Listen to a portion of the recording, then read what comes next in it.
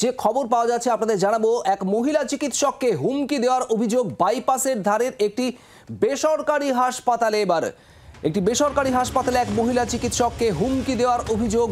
গতকাল রাতেই এই অভিযোগের ভিত্তিতে ফুলবাগান থানায় অভিযোগ দায়ের হয়। তদন্তে নামে পুলিশ এবং তারপর একজনকে গ্রেপ্তার করেছে পুলিশ। সৌমেন ভট্টাচার্য আমাদের প্রতিনিধি রয়েছেন আমাদের সঙ্গে। সৌমেন, মহিলা চিকিৎসককে হুমকি দেওয়ার অভিযোগ ঠিক কি ঘটেছে আর কি জানা যাচ্ছে?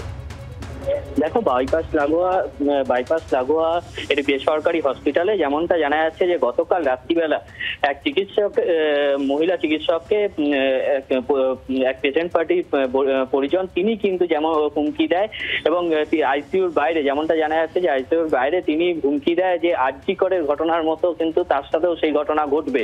এরকম হুমকি দেওয়ার পরেই কিন্তু এই ঘটনাতে কিন্তু শোরগোল পড়ে যায় এবং চিকিৎসক যারা ছিলেন সেই হসপিটালে তারা কিন্তু সিদ্ধান্ত নেয় যতক্ষণ না এই ঘটনার সাথে দোষী ব্যক্তিকে অ্যারেস্ট করা হবে ততক্ষণ কিন্তু তারা চিকিৎসা পরিষেবা কিন্তু বন্ধ রাখবে। এই ঘটনার পর কিন্তু লিখিত অভিযোগ জানানো হয় ফুলবাগান থানায়। ইতিমধ্যেই যেমনটা জানা যাচ্ছে যে কিছুক্ষণ আগে ফুলবাগান থানার পুলিশ দোষী ব্যক্তিকে তাকে কিন্তু ইতিমধ্যেই অ্যারেস্ট করা হয়েছে এবং তার পাশাপাশি হসপিটাল সূত্রে আমরা যেমনটা জানতে পারছি যে চিকিৎসা পরিষেবা কিন্তু তারা কোনোভাবেই বন্ধ করেননি। তারা কিন্তু চিকিৎসা পরিষেবা কিন্তু দিচ্ছেন এবং রোগী ডাক্তার যারা চিকিৎসার সাথে যুক্ত এবং তারা কিন্তু পেশেন্ট দেখছেন, এরকমটাই কিন্তু হসপিটাল সূত্রে কিন্তু জানা যাচ্ছে।